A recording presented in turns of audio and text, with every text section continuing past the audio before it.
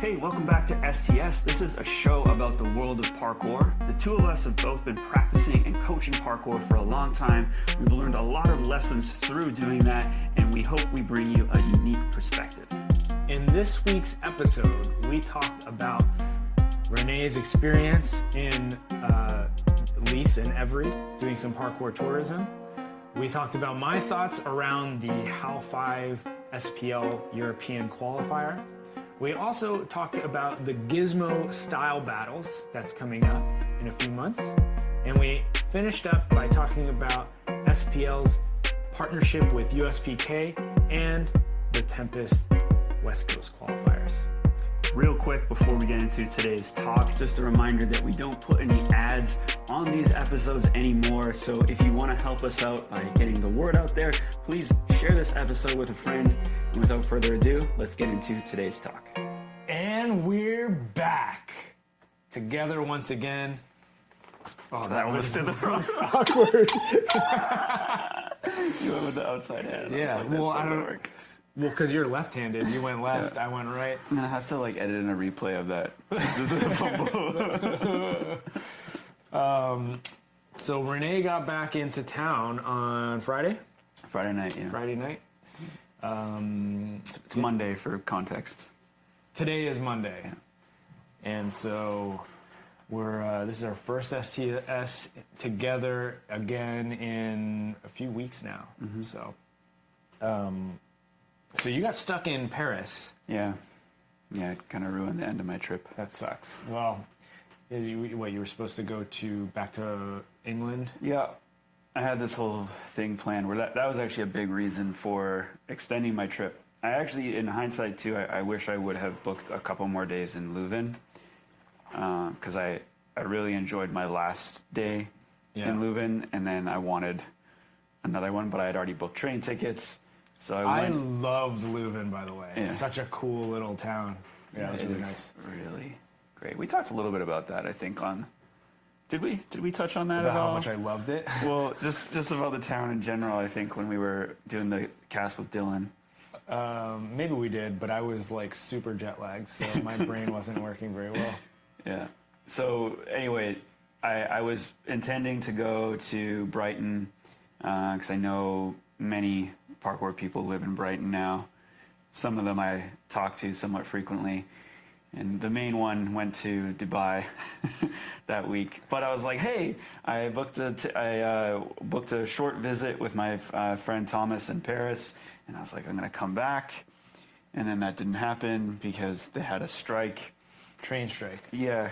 And funny enough how this works, well, not funny in my situation, but I had a ticket back on the Tuesday, and that got canceled. And then when I went to rebook, Wednesday was full, but apparently they don't strike on Wednesday, but it was already fully booked. And so I booked Thursday, and then I got an email on Wednesday saying that was also canceled.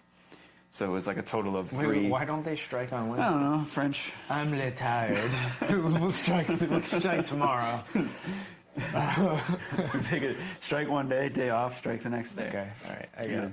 So I had some extra days in France. Okay. Well, I wasn't sure if you did this, but you confirmed off camera earlier. Mm-hmm. You went to Lisses and Evry. I did, yeah. How was the motherland? It was really cool. Yeah? Yeah. Did you go to the school? Okay, so I'll try to quickly tell the story because I did vlog it.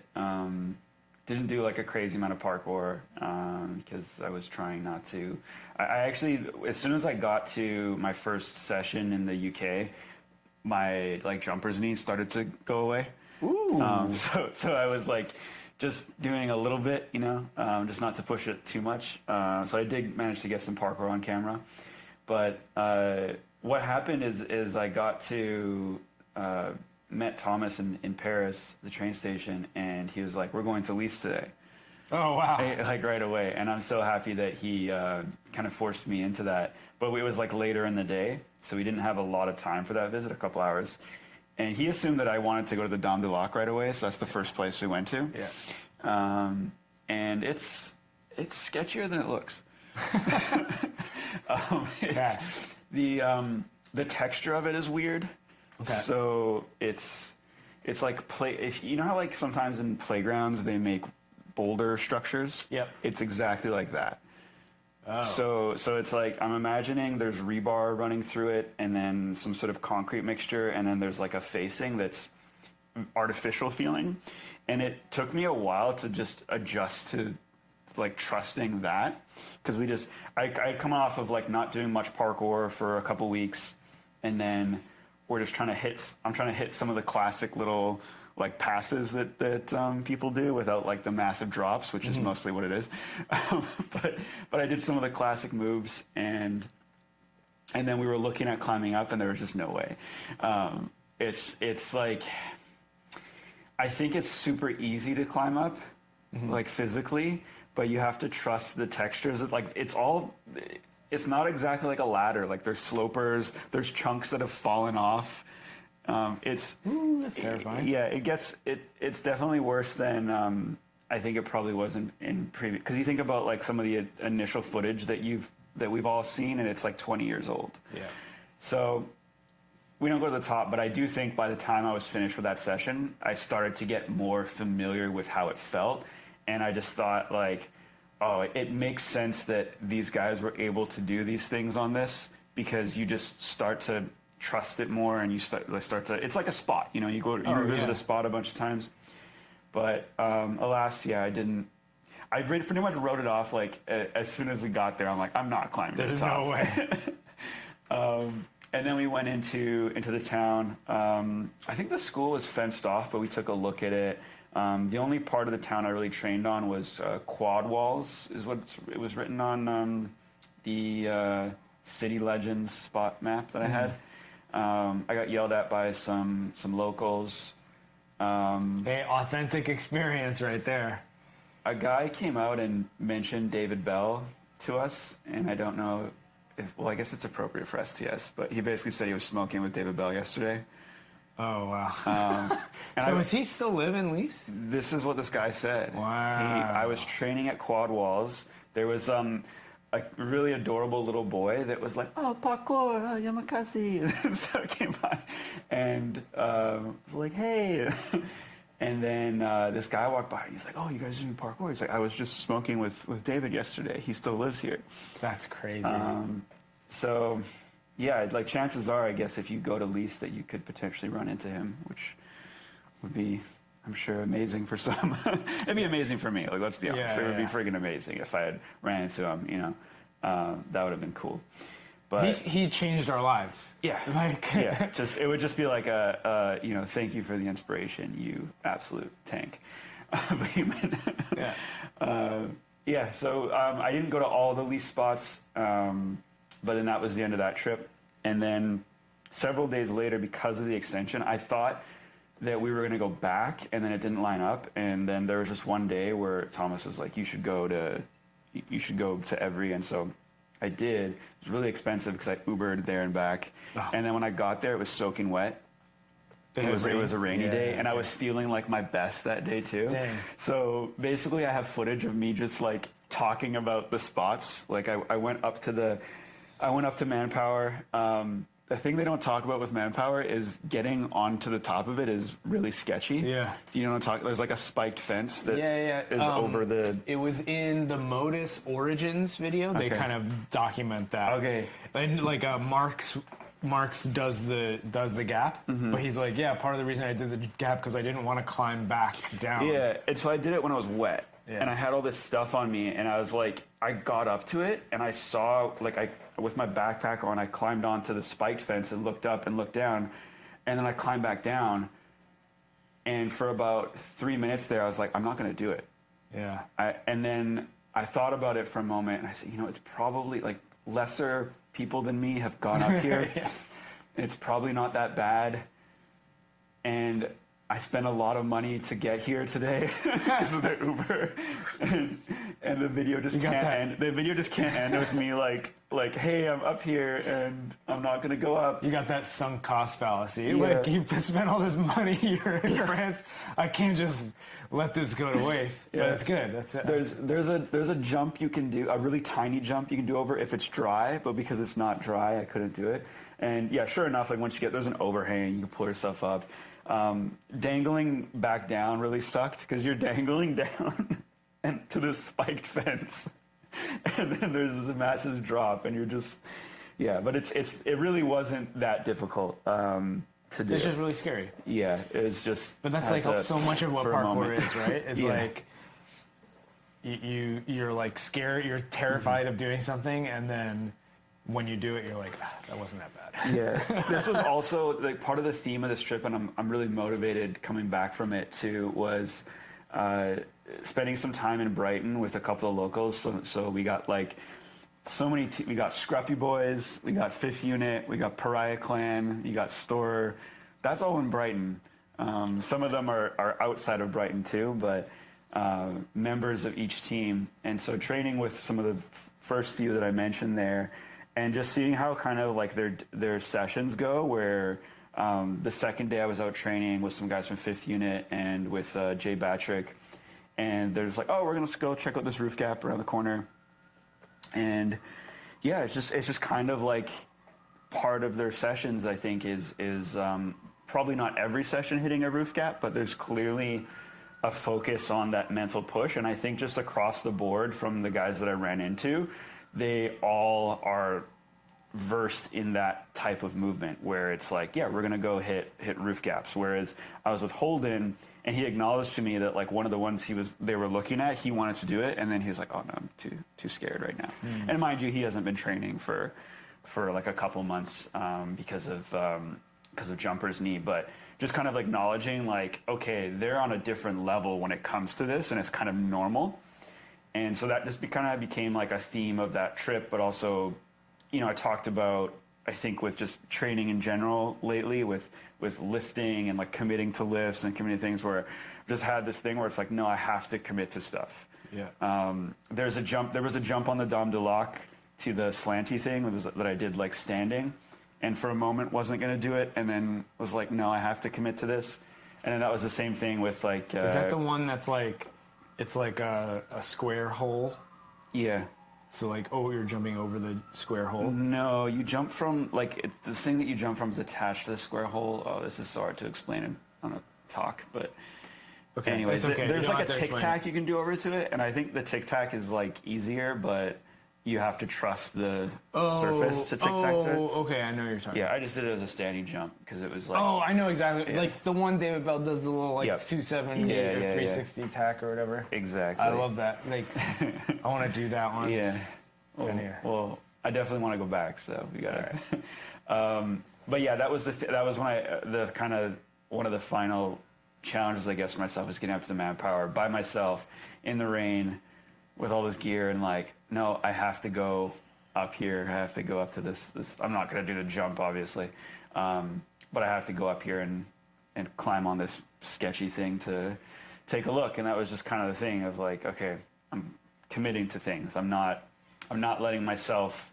So I think I've done that a lot with parkour, where I'll have a challenge that I know I can do, or something that I know I can do, and just easily give myself the way out, because I'm not that hard on myself. So I'm just like, it's okay, I'm not going to do it. Yeah. But just been trying to take a move of being harder on myself so that I can actually commit to things moving forward.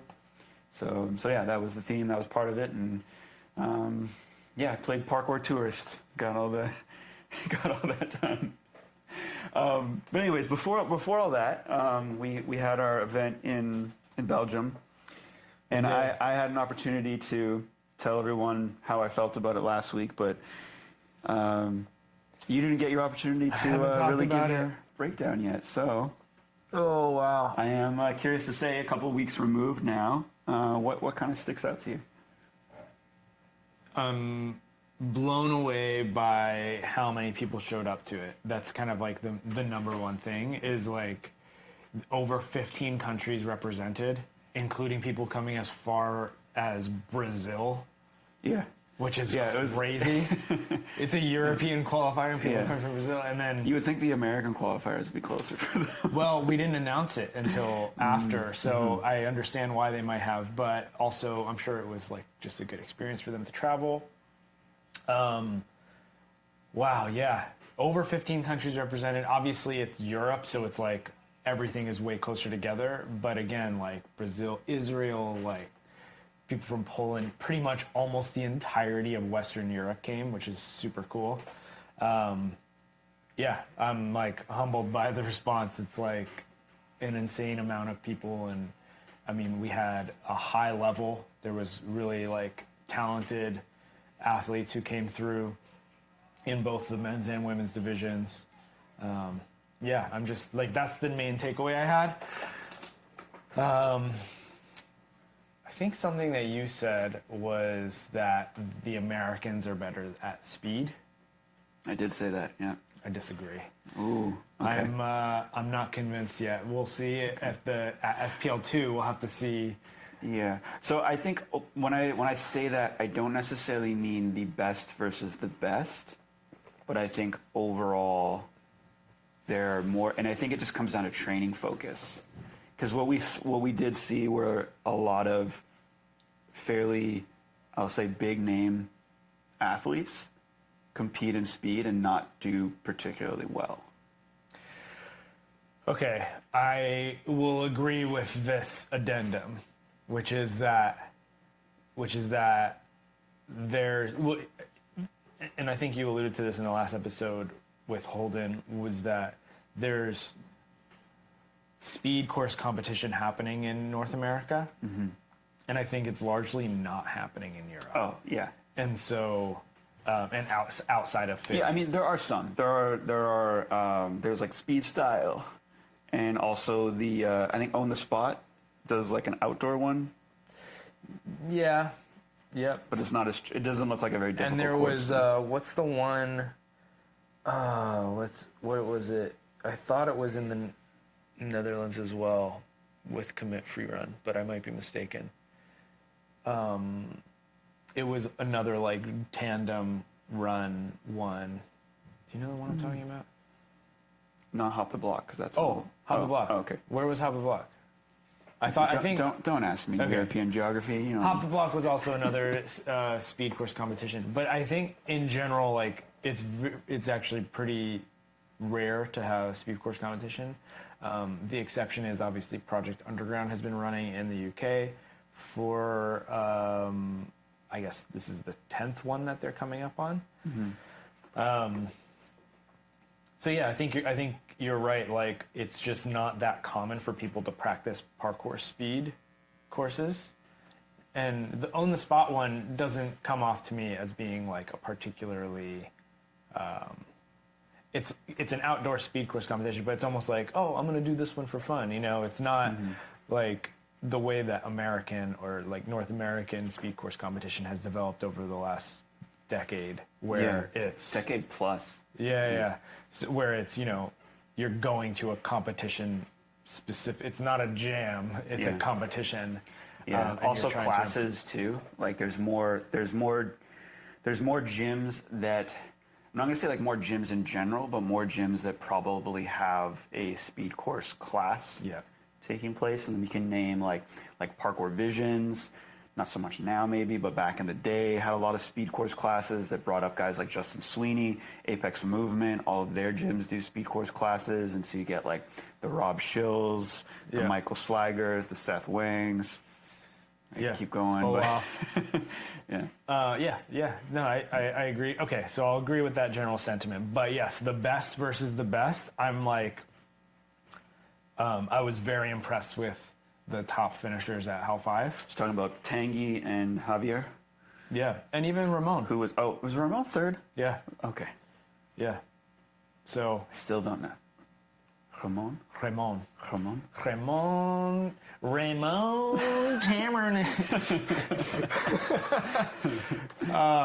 It's spelled R-E-M-O-N. Lamberton, yeah. And so I thought it was like Ray instead of like Ra.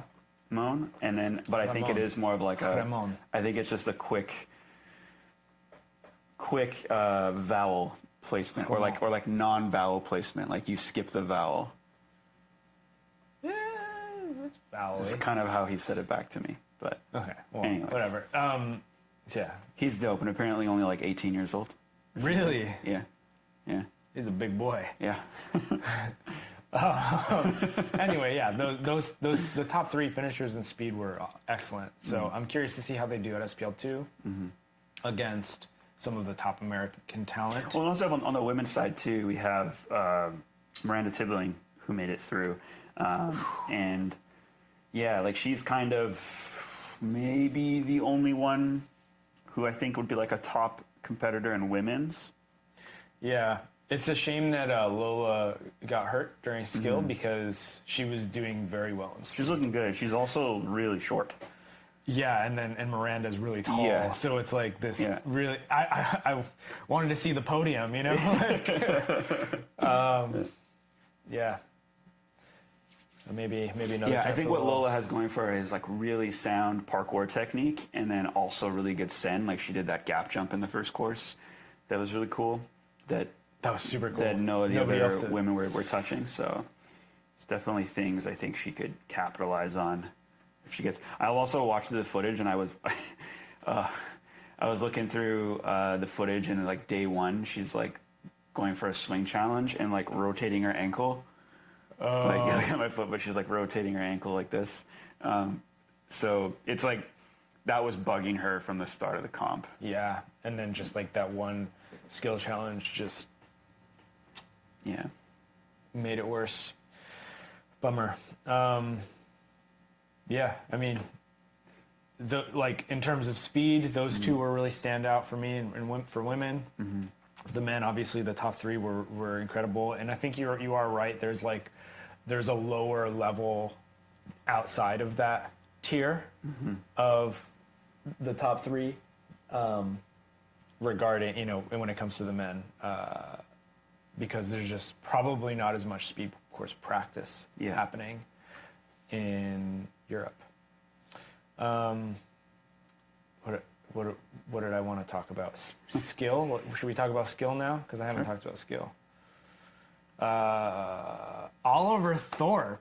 Yeah. So I was actually surprised. Not surprised that he's good, because obviously he's good, but I mean, he pulled it through with the win. I thought Dan was going to win. Out of the list, because we had talked about this, and of course we had like Jaco not actually make it on time to compete. But out of the list of people, like he was one of the big names coming out to the comp, but he wasn't on my radar as this guy is going to win. Yeah. I thought maybe he would and I'm so happy he did. I'm super happy he did too. Yeah, it makes me really happy because he's a 30+ athlete, which is representing, but also he's just like such a tank, and he also has a lot of skills in my skill set, which is like brotherhood, There's a mutual respect. Well, he's not known as like a big jumper. Right. He can, he's done huge kongs, huge running prees and stuff back in the day, but it doesn't, as you mentioned, and it's particularly because the last 2 years he's been injured. Yeah. But as you mentioned, he kind of dominates in climbing. Yeah. Yeah. Very much domination. So I'm very happy he won, but I thought he might be contending for 3rd place or something like that, but super cool that he did. We got Andy Vola coming back, tied for 3rd with Kevin Franzen, who has apparently been not just the style beast, but is really good at skill competition. Well, that's why he's so good at style, I think, though, too. Is we've talked about this before. He has a really, I was gonna say strong, but just as elite parkour base to go along with the tricks he can do. Yeah. And you actually don't see it so much in his style lines, but it does make sense, though. Yeah. I'm really excited to see him in both skill and style. We'll talk about style in a little bit, but I do want to mention Andy Vollamore because he actually was at a disadvantage after day one, and he came through, and he was actually one of the early athletes in the second round of skill, and he like flashed several challenges, which was like really cool to see. He got a chance to attempt the final challenge, but then he was like, no. But yeah, he was contending to win an APC in 2018. Yeah, that was a close one. It was his to lose. Like, he was in first place coming out of the semifinals round and going into the finals, and Tim Champion got a challenge that Andy was unable to get, and that sealed the deal, sealed his fate as come in second place. So, yeah, I'm really excited to see Andy back because he also is coming back from injury a few years ago. Oh, really? Yeah, he had like a bad ankle injury that. I mean, I think he's been mostly better. Man, people are dropping like flies, by the way, right now. Yep. Matt Jang. Bart. Yeah. I just saw Bart today. Like, yeah. But Bart's wasn't a parkour injury. Yeah, but like, I know what you're getting at, but like, I still consider it like. Yeah, sure. You know, because he's a parkour athlete, and it's basically like your body is being, I was gonna say damaged, but I guess I will say damaged for lack of a better term right now by parkour. But when I say damaged, though, like that people could take that the wrong way. I mean, if you work on your fitness, you're damaging yourself. Like the act of training fitness is accumulating damage and then recovering from damage, and then adapting over time. And I think the thing with parkour is, and just other activities in general too, is like if you don't give yourself enough time to adapt, that's what can lead to injury. Also age on top of it. Yeah, but we don't know what exactly happened. So like, no. But I just mean I think it's going to become a lot more common with, I don't mean this to scare anyone or anything like that, but I think with just like guys that have been in the game longer and guys that are like pushing for performance, particularly like trying to get better, it is just something that it's kind of part of the game, and I don't think it should be looked at like super negatively. It's definitely not unique to parkour. It's anytime you're trying to get as much out of yourself as you can with a sport, and sometimes they just happen, and it's usually not on something major. So Bart, injuring his knee playing football, soccer, you said, and then Matt Jang during a speed course doing probably just taking a drop or something, Yeah. But yeah, it just kind of came on our radar recently where I was just like, dang, like it's happening, like we're losing more guys to. Yeah, but again, it's like also this guy Ian from I want to say Taiwan reached out to me recently because he's going in for knee surgery, and he was like a big jumper guy. So, but okay, stop scaring people because. Well, Oliver's ankle, Andy's ankle, it's like. But they recovered. That's the thing. Is like you shouldn't be scared because these things are recoverable from. Particularly, like the more fit you are, the better you're going to be at recovering. So working on your fitness, working on your performance, putting a lot into those things does eventually make you more susceptible to acute or chronic injury. But being more fit also makes you more adaptable to those injuries and increases your speed and recovery. It's a damned if you do, damned if you don't scenario. Yeah. Because if you don't work on your fitness and expose yourself to the risk, you're at other risks, right? Yeah. So like people will get injured walking downstairs because they're too fat or their body isn't able to provide stability because their muscles are too weak or whatever it is, right? So you might as well take the risk and have an active lifestyle because you're going to be better off in the long run. From my point, that's the way that I think about it. So stop scaring people into thinking that their knees are going to explode on them. Could happen. Because it could, but it also might not. So,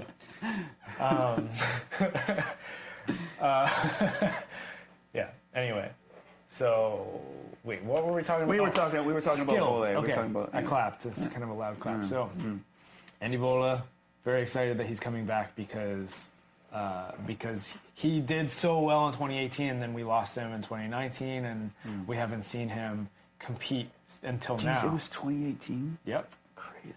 That pandemic was a long, like. It's a long pandemic. These pandemics are really long. Yeah, and detrimental. Yeah. So anyway, super excited about him, and then obviously the dark horse that nobody knew about, except for obviously the locals, Dan DeWinter. Dan DeWinter. He came in second in skill. Do yourself a favor and go follow. What is his IG? Dan DeWinter. Is it just what with 2 A's? Is Dan it Dan with 2 A's. Yeah. My God. DeWinter. Yeah. He's one of those like bird body guys too, where like he's just so light. Like Yeah. he's kind of, is he taller than me? I think he's about the same height as you, maybe a little bit. But okay, so he has like a Paul Whitecotton type body then, where he looks taller because he's so thin. Yeah, I mean he's probably like 130 pounds. No, he's just heavier than that. You think so? He's like 140. They were because the guys, 150 maybe. Nico and before we met Dan, Nico and Garrett were talking about him, and they were describing him by like his leg, how thin his legs were. Yeah. Yeah, I mean, he's got huge jumps, and he's just like an all-around incredible athlete. Yeah. He was the favorite going into round 2 because he all of the 9 challenges in the first round, he finished all of them like in record time. Like there's like nobody was even close to him in terms of the time he finished them. I witnessed him flash like 3 or 4 challenges in my little area that I was in, and I'm sure he flashed more like throughout the rest of the gym. So Dan DeWinter, look him up because he's a force to be reckoned with. So yeah, he ended up doing not as well in round 2, I think because of the time pressure kind of got to him a little bit, but he was very capable, so he could have done better, I think. Yeah. Yeah, so men's skill was incredible. I think women's skill was super cool because Camilla, coming off of another ankle injury, that and she crushed it. So it's like I wasn't sure if she was even going to compete. Yeah. And then when we got there, I asked her, and she was like, "Oh yeah, I'm gonna just do skill because I gotta make sure that I'm all good." But she seemed a little bit hesitant. She said, "I'm just gonna have fun," and she had some fun. Tell you what, she crushed it. Yeah, she got all 9 challenges in the first day, and then almost got all 5 in the second day. Just that last A challenge really was tricky for her, but very excited to see her coming back for SPL 2 and to get back to training. That's the main thing. Because I mean, she's been very rarely posting on social media. We wasn't really sure of how healthy she was going to be coming to this event, and yes. Yeah, I mean, before she had her injury, she was easily my favorite female in parkour. Like easily who I thought was like the future, who's going to be the best, and I still think so. I know she's not able to train as much as she wants to right now. Still giving her, because I think it was an ankle break. It was a bad one. She had to get surgery. Yeah. I think there was complications too, but I might be wrong about that. So it's not going as smooth, but sometimes, like surgery recovery can be like a 2-year thing. And I don't think she's that far removed from it quite yet. So I think she'll find in the next year that she's able to start pushing more and get back into feeling more like herself. And I'm looking forward to it. Yeah. Style? I want to talk about style. I very much want to talk about style. First of all, maybe I'll talk about women's first because she didn't win, and I think this was a robbery. I think she should have won, but Elise's lines were freaking awesome. Yeah. She did mess up, so that's... Yeah, I just actually recently, because we talked about this, and I've watched the footage a lot now.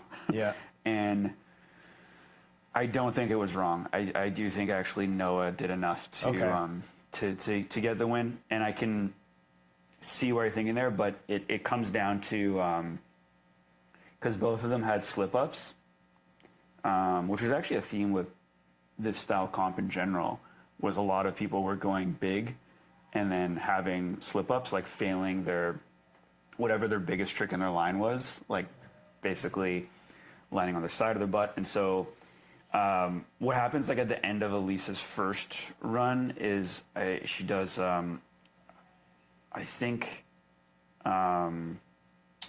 flyaway double full. I think it was double full she was attempting.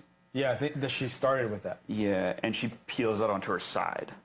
And then it's her last move. It's the last move of her line. She peels out and lands completely on her side. And that's her slip up in that round. And then Noah, at the start of her run, she does double flyaway. She just started off both her runs with double flyaway. And fell back. Fell back, but it's like not as bad of a fall. Mm-hmm. And then does a variety of other tricks that I think are like overlooked, basically, in that run. So I do think she did. I think she competed really well.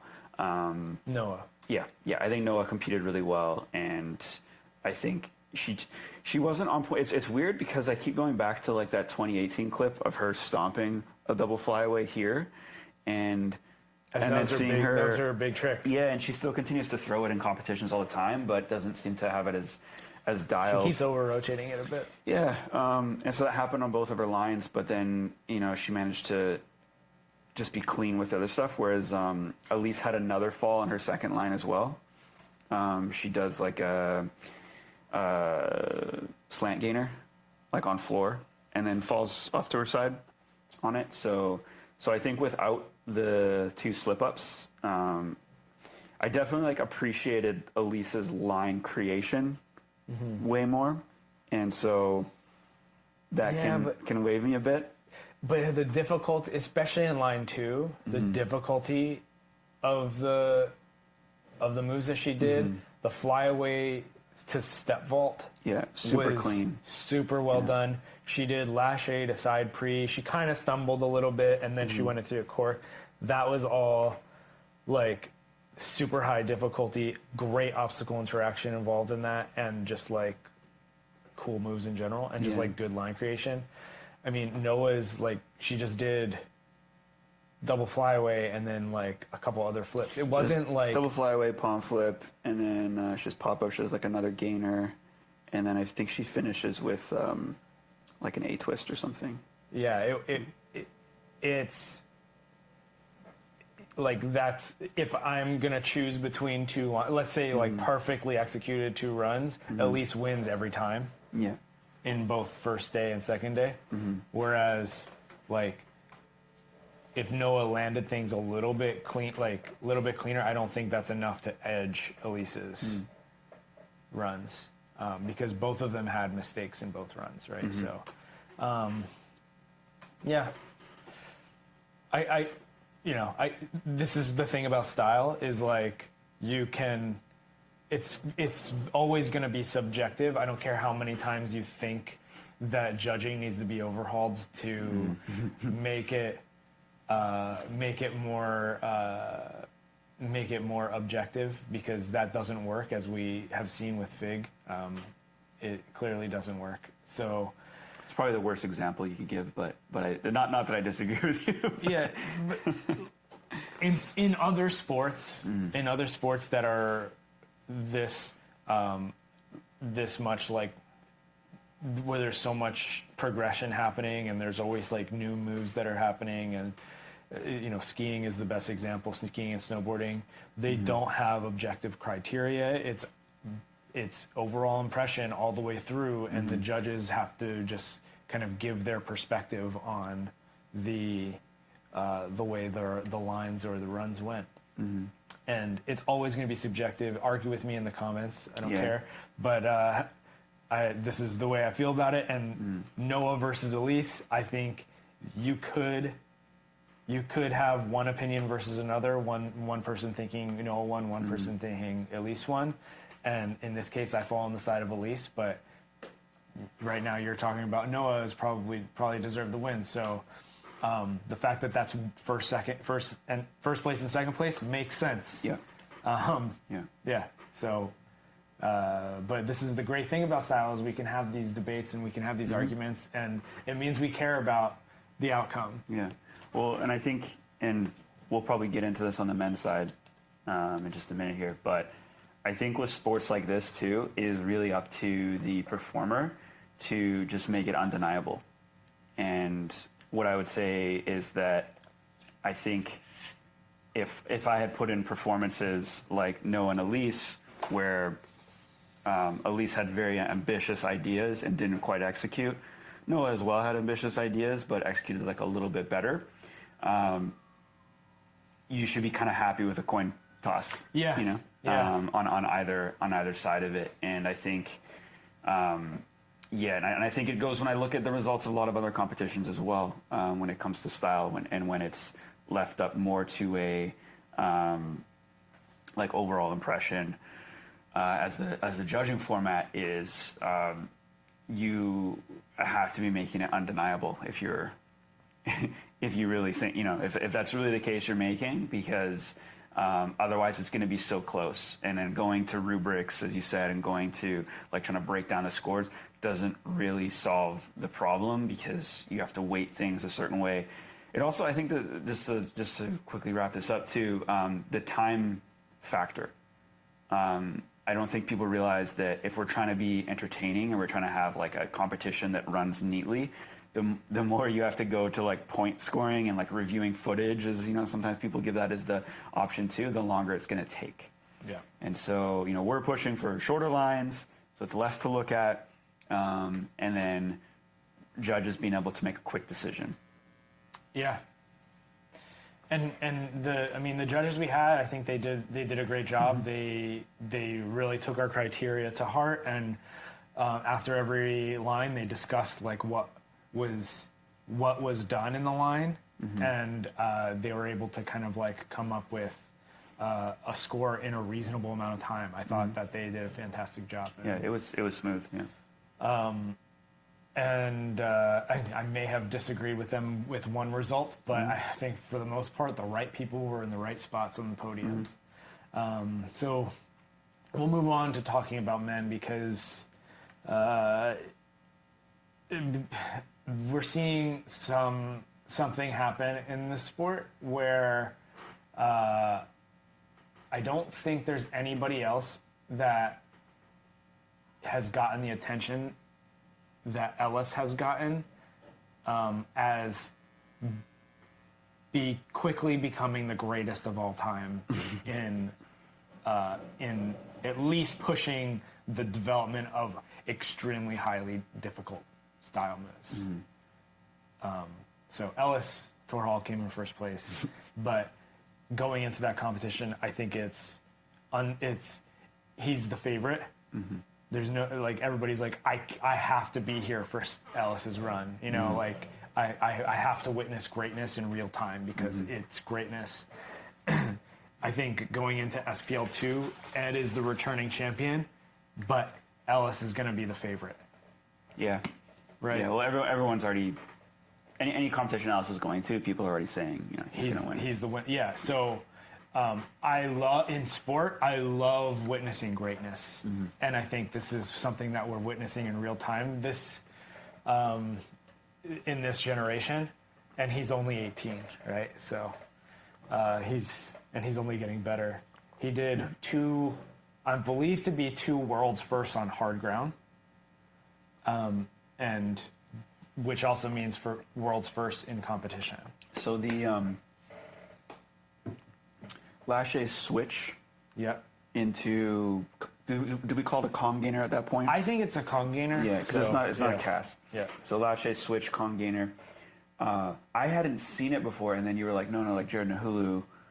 I'm pretty sure Jared's done it. Does that into pit or onto mats or something, maybe onto spring floor even. But yeah, as you said, like world's first onto hard floor to kick off a line. Yeah, to go into a whole like composed line basically. Yeah.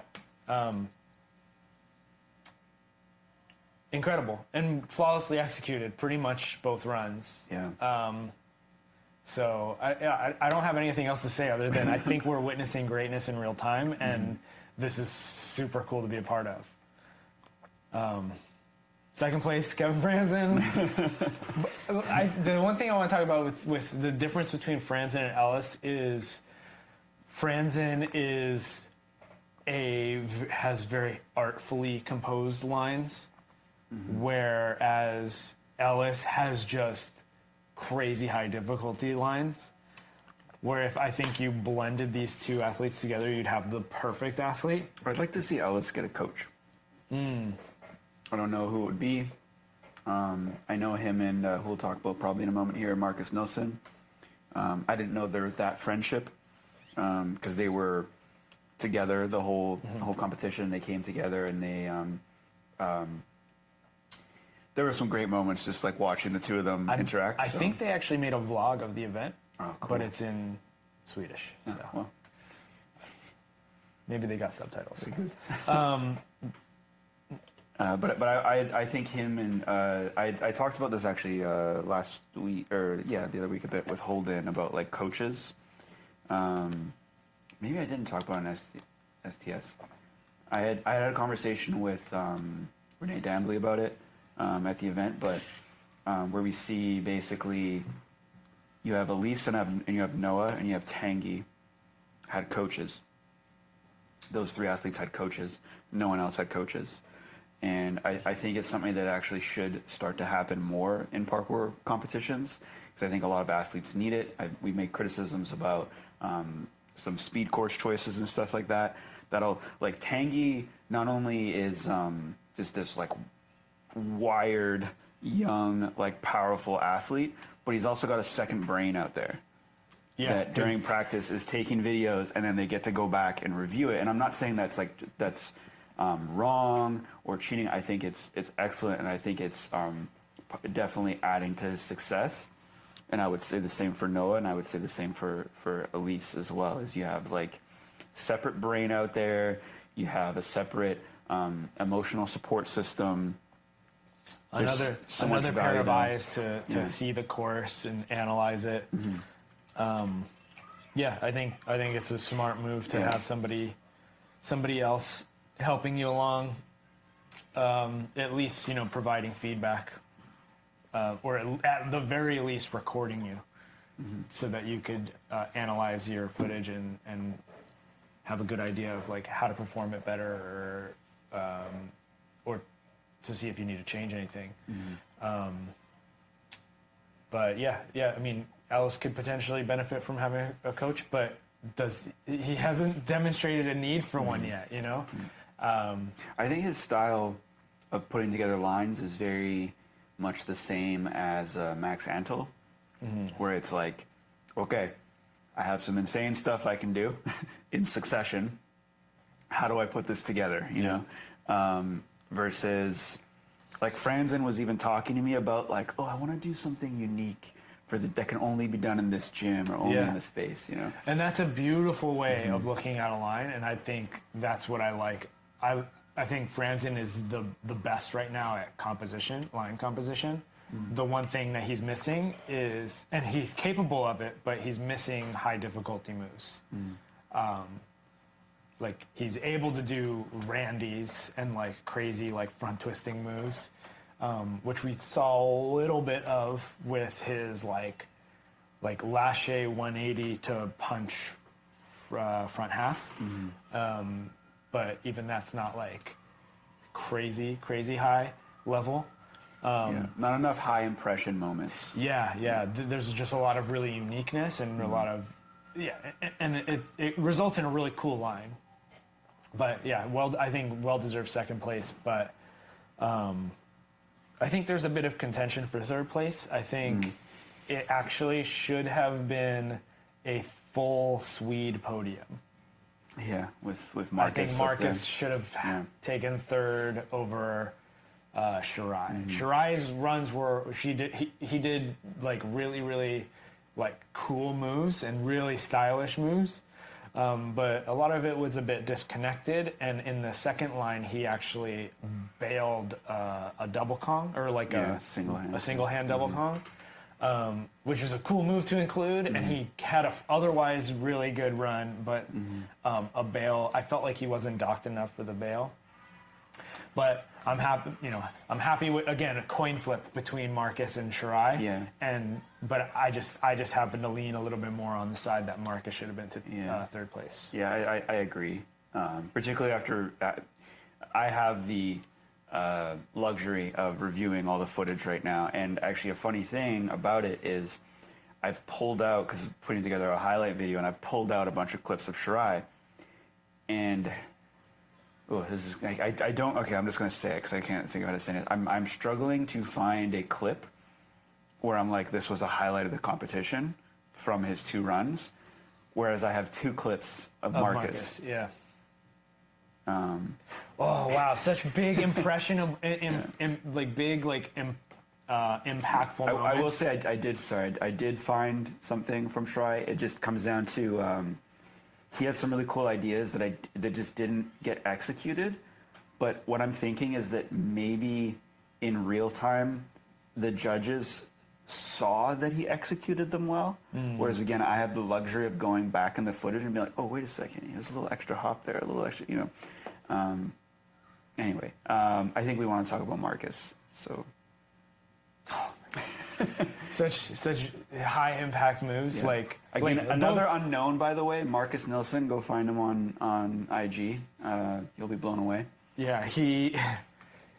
Wow. Yeah, he had some really high impact moves, both like literally, and like emotionally, in each run. Right. So, in the first course, he did like a cool ski grab flip and then popped a back flip, and it was off of like a 7-foot platform. And then in the second one, he did a massive palm flip off of a ceiling beam and all the way to the floor. Ceiling beam to the floor. Whoo, beautiful. It was really cool. Yeah, and he has also, it's interesting because he trains with Ellis, but they have such different styles in that Ellis has very like traditional style like moves, whereas Marcus has like he's more into the off-axis kind of ski style. Yeah, also like unique with the beam and stuff. Also like more unique obstacle interaction, and then he has some really solid like foundation tricks as well. Yeah, so cool. I'm really excited to see more from him in the future. And he asked me for a score at the end of the competition, and he looked at it, he saw his ranking, he was like, oh, so close to the full Swede podium. Like, that was important to him. And I thought the same thing as soon as we got the scores. I was like, oh man, he's 4th place, crazy. But yeah, super cool event overall.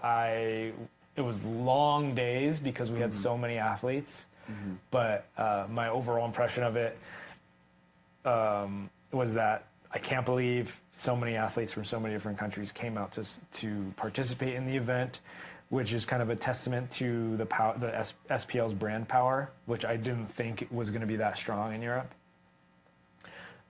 The second thing, obviously really high impressionable moments. And then the third thing, Nico, Geert, and Hal5 went above and beyond with so many different things. And the space was incredible, and their organization was incredible. They were super helpful with everything, and they went above and beyond with our expectations for partners for the event. So we couldn't have asked for a better experience in our first ever European qualifier.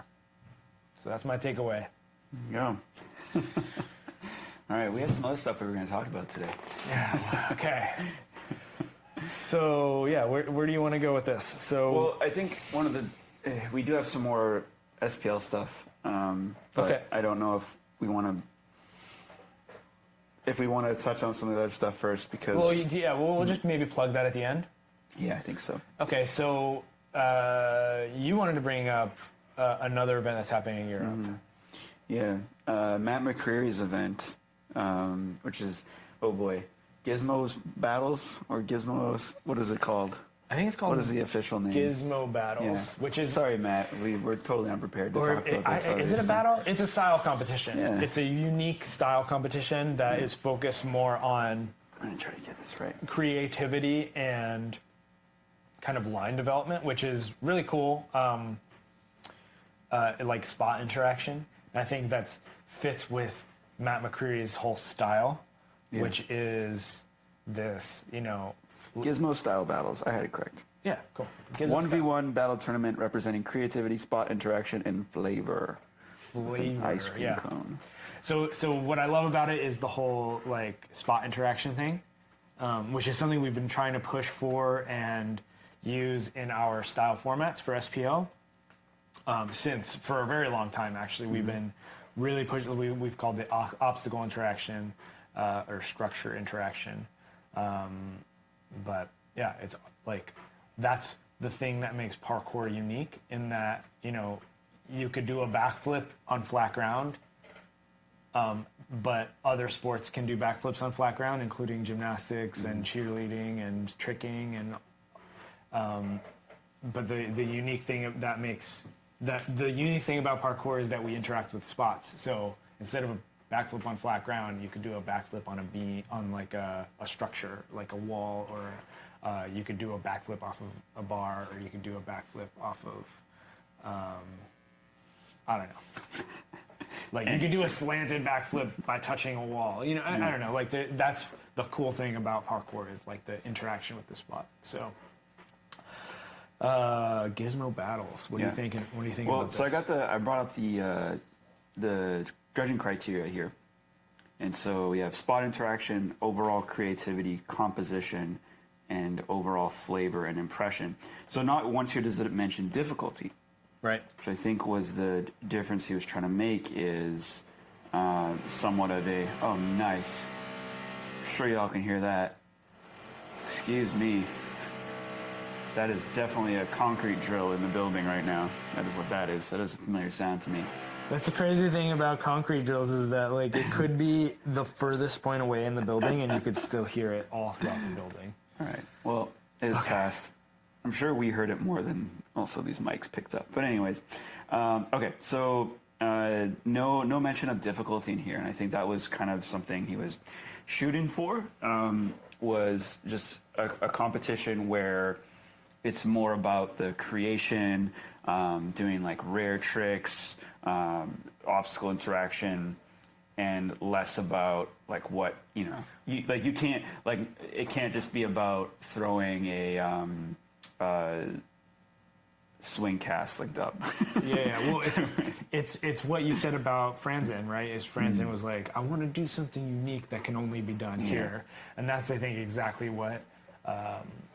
Gizmo Style Battles is going to be all about is the uniqueness to the spot and the creativity that the athlete comes up with there.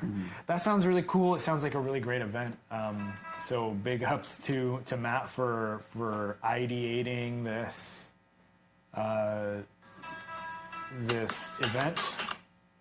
Stop. I'm sorry. I'm trying to pull up the event page without playing the music. It's on funky_techniques is the Instagram page to check out everything for the event. So that's where you find more information on it.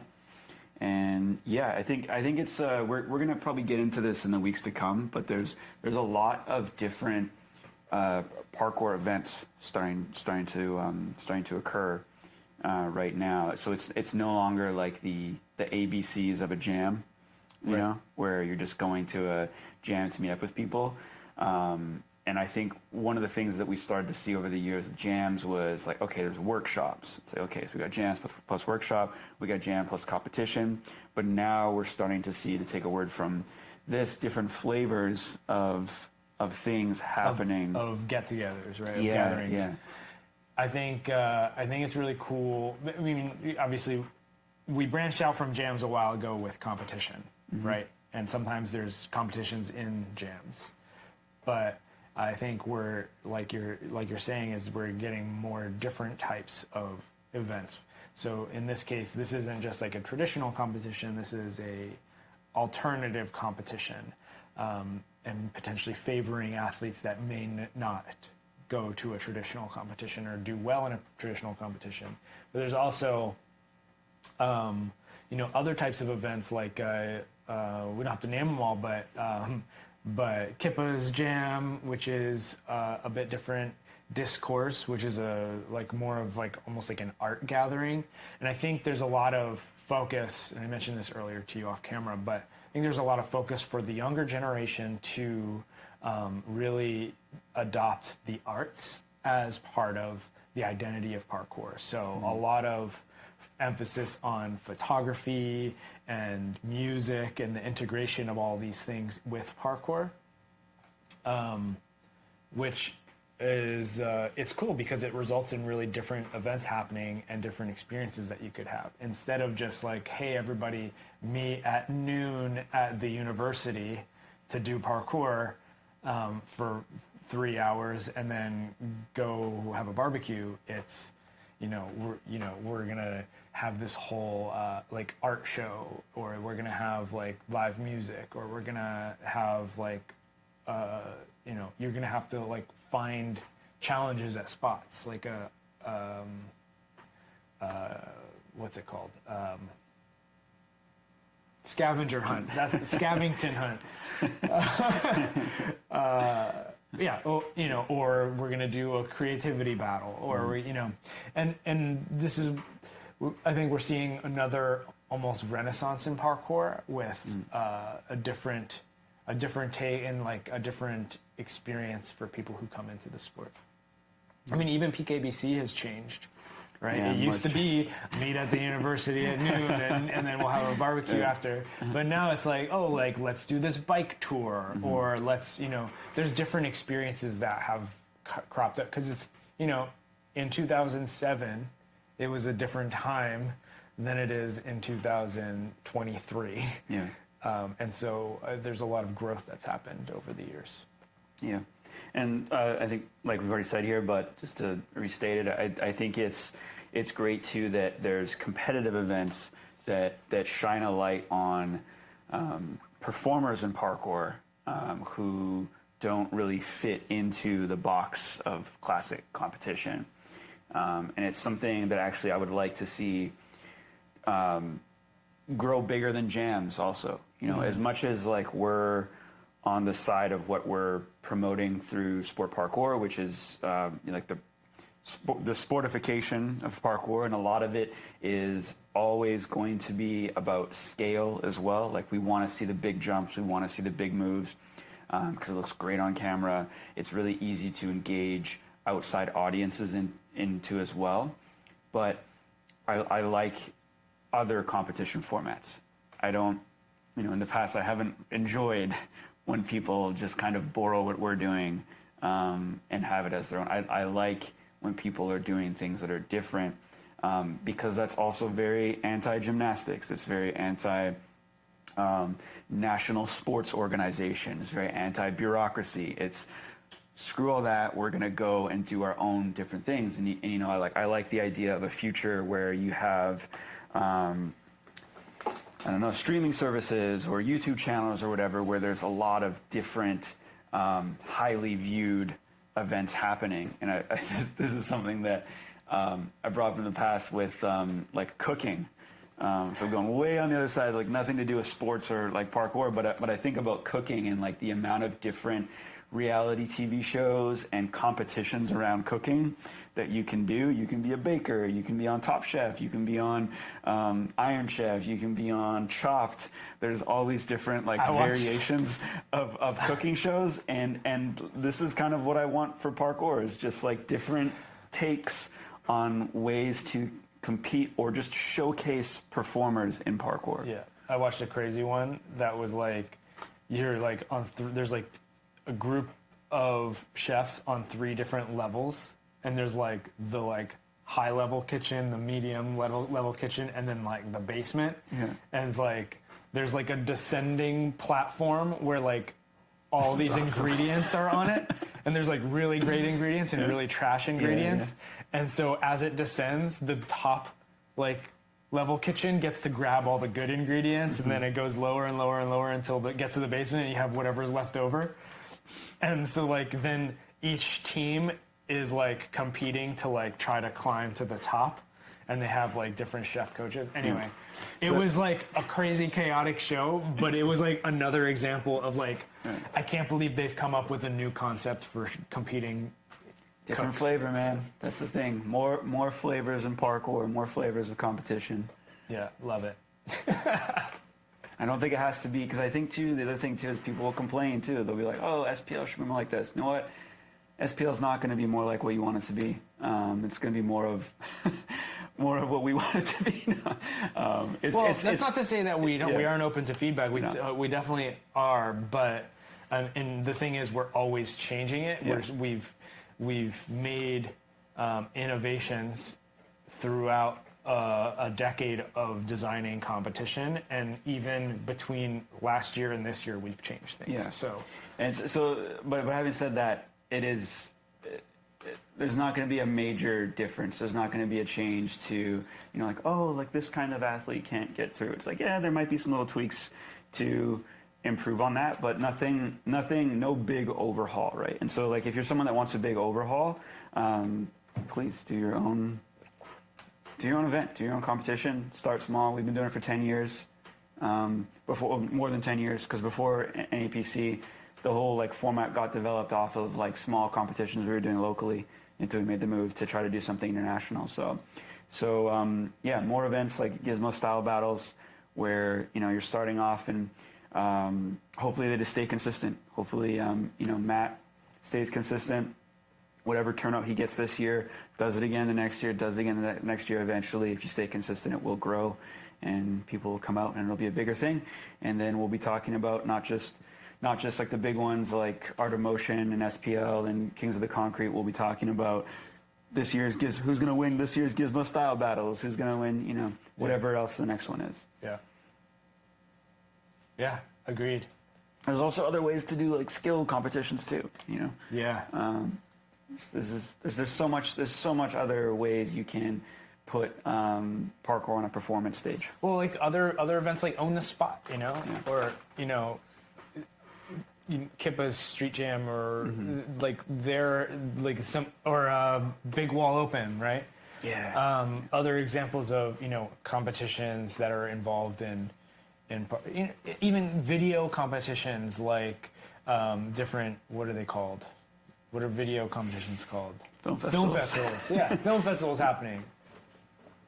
More of those, because that's a big part of what our sport, ever since the beginning of parkour, it's been about filming yourself and putting it out to the masses, the media around it. So, I think we are entering into a renaissance of parkour where it's focused on like how can we have an event that is different from the traditional. And it's happening. I like that.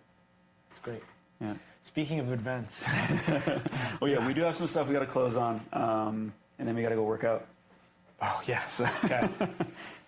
All right. So, first thing, we just announced Tempest's West Coast qualifier. No, okay, so we're hosting an SPL qualifier at Tempest North County, which is actually south of LA. It's in North County, San Diego. So this is going to be a qualifier that will qualify you to SPL2 in the same way that Hal5 European qualifier qualified athletes into SPL2. Plugged it. Yeah, if you are interested in competing, if you're, anywhere in the U.S. or, anywhere in North America, you're welcome to show up.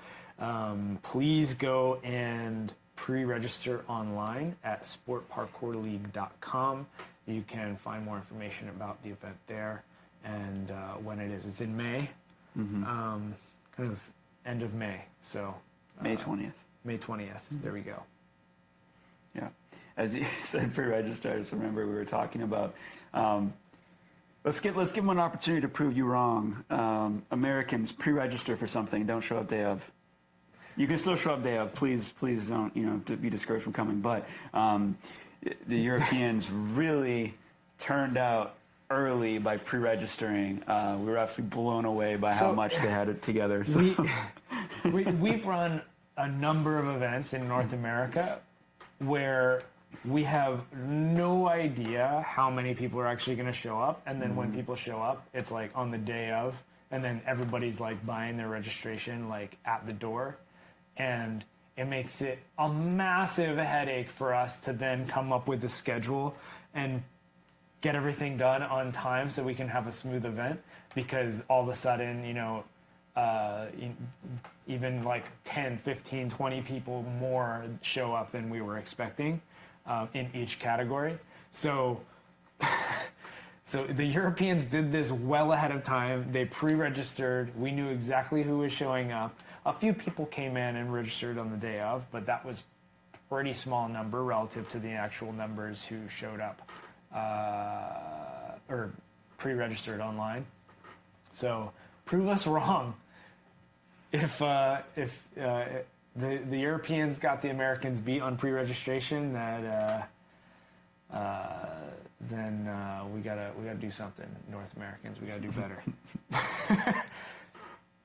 Okay, so last thing we want to touch on here is SPL officially partnering this year with USPK, which is something that we were actually in the works on for a couple months now, just coming to an agreement and exactly shaping up what this is going to look like.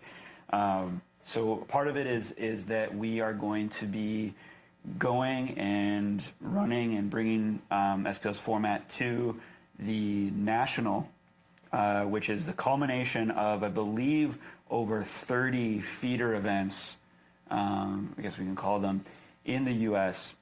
that have already started to happen. And so if you win one of these events, you then qualify for the national. We are going to be treating the format, the national, a little bit different.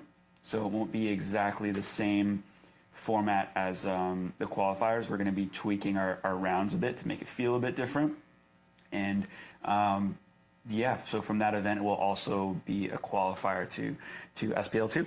The thing about this one, though, is you have to qualify to get into the national. So if you're a American athlete and you are in one of these regions, so there's several regions around the U.S. where there's smaller, more local events that feed into regional events, which then will feed into the national. So you actually have to qualify to get into the national. You can't just register and show up to that one without qualifying ahead of time.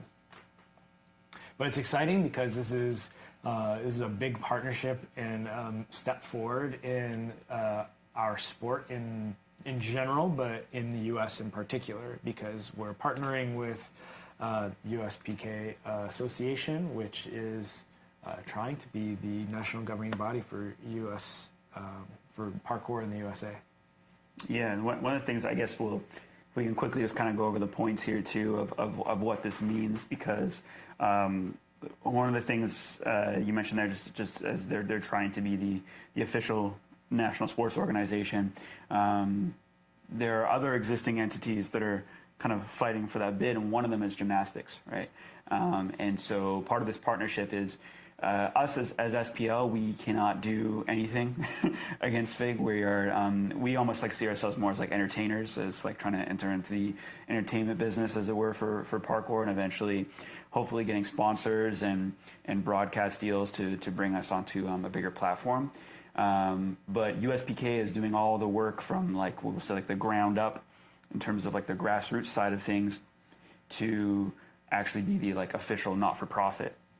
And so what this partnership means is we're kind of taking hopefully what is, some of our brand power and, merging with them to be like just a better better shield for gymnastics. Well, yeah, I mean, we've done all the groundwork in the last decade of building competition formats and seeing what works and what doesn't. And so this is kind of our opportunity to help integrate with an NGO to hopefully bring a better parkour competition format to a higher level. Yeah, I think that sums it up pretty nice. And I think that there's going to be more to say. We're still in the early stages of it as well. Like I said, we just officially signed the partnership. We're about to get the event launched. But I think as the rest of the season progresses, we'll have more to say about what's going on with this and what this partnership means. Amazing. Well, we got to go. I get some gains. We got to go get some gains. They're just in the other room over there, so we'll see if we can pick some up. And that's all the time we have for this week's episode. So thanks so much for tuning in. If you are watching on YouTube, please like and subscribe. If you are listening on one of our podcast platforms, please give us a 5-star review, and we'll be very grateful for that. Share this with a friend, and we'll catch you in the next episode.